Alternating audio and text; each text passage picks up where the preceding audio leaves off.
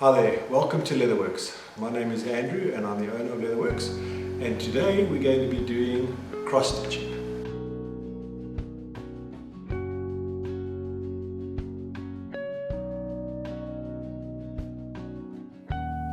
So we're going to be doing cross stitch or corset stitch. And the difference between cross stitch and corset stitch to saddle stitching allows you to stitch leather kind of in that fashion or that fashion. Corset stitching allows you to join the leather end on end. So if you're going to be wrapping something like a tube or a rope and you want to have a nice fancy little pattern, you can do it that way. We are going to wrap a standard Bic lighter with a leather cover that has been pre-cut, and obviously the holes are all in. So we're going to take the lighter, we're going to pop it in, and we're now going to join it down here so that the leather lies flat together. So obviously we need to pick our thread. We're going to use standard wax thread, and we're going to take 8 times the length of the item that we're stitching. So you can see that's the length. So we're going to do that, and I'm basically going to run out 8. That's 2, that's 4, and that gives me 8 lengths. And cut a little bit extra because thread is relatively inexpensive, and I find my time is more valuable than the wasting of the thread. So we're going to thread that through that side, and we're going to thread that through. And like saddle stitching, we're going to use 2 needles. The difference here is that we're actually going to use 1 needle at a time. We're going to prep for 2, but only use 1 at a time, and I'll show you what I mean by that now. Make sure your tail is always the same length. Okay, and we are now ready to go. So we need to take the item that we're going to wrap and kind of get the leather prepped to go. And you can take one of the needle ends and start at the top and put it through and go through like normal, and then pull it so that you have an equal amount of thread, and then take one of them and do a loop. Same holes, same space. You just go through the same one a second time. Don't cut through the line, so be very careful.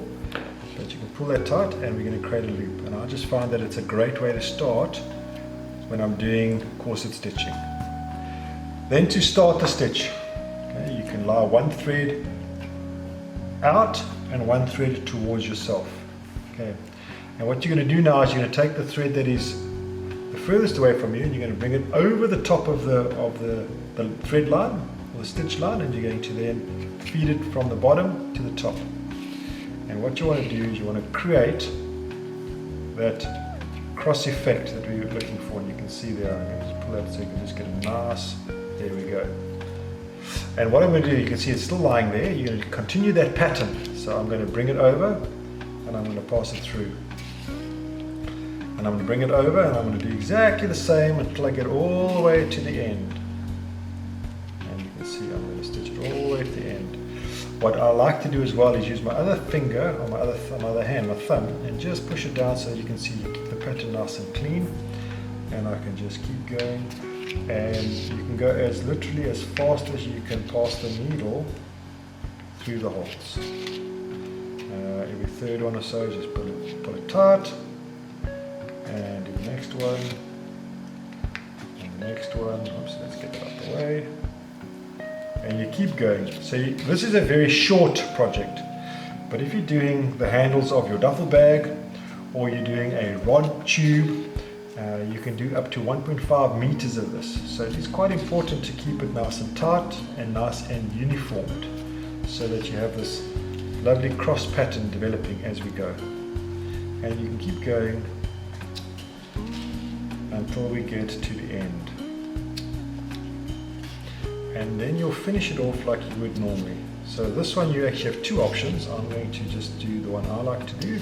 So what I do with this one, and it's slightly different, I actually convert this into a saddle stitch just to finish it off, because I find that I get a better looking finish around there. So I literally just will convert it to a saddle stitch, so you can see when I'm finished what it looks like.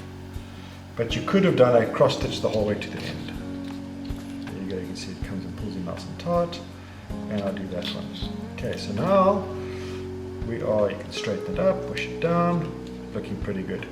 So now you're going to use the other one. So what I normally do is I turn the project around, because when I'm still working, from the outside to the inside. Okay, and I kind of cross over, and I'll do the exact same pattern, but from the other side. And you'll see we'll start getting that cross. There's the cross forming. And you do the exact same thing. This one, because you've already tensioned it on the other side, doesn't require it to be pulled as tight. You literally just have to move as quickly as you can through the pattern to get it done. And you can just press it down, and you are good to go. Move that out the way, and we just go as quickly as we can.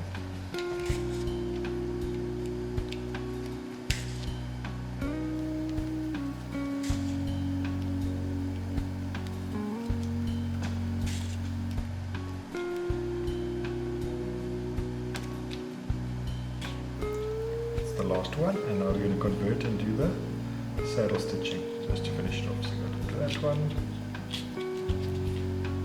through that one, through that one, and then to the last one. Okay, at this point I can pull that one tight, I can pull the other one tight, pass that one through there, and now you'd finish it off like any other saddle stitch. If you're doing cross stitch to the end, you'd finish it off exactly the same way.